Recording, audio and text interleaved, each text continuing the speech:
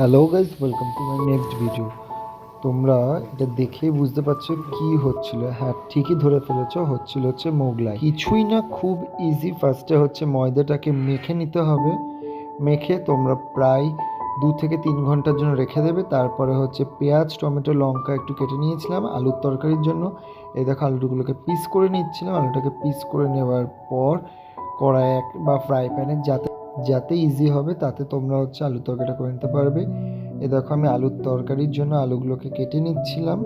তারপরে পাশে একটা ফ্রাই প্যানের মধ্যে ফার্স্টে হচ্ছে তেল, তারপরে পেঁয়াজ, টমেটো, লঙ্কা দিয়ে একটুখানি কিছুক্ষণ নাড়াচাড়া করে নিয়েছিলাম। তার মধ্যে দিয়ে দিয়েছিলাম একটুখানি হলুদ, জিরের গুঁড়ো, চিনি আর স্বাদ মতো নুন।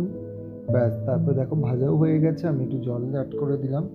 জলটা অ্যাড করে দেওয়ার পরে সিদ্ধ করে রাখা আলুগুলোকে দিয়ে দিলাম। আমি এখানে সিদ্ধ আলু ব্যবহার করেছি।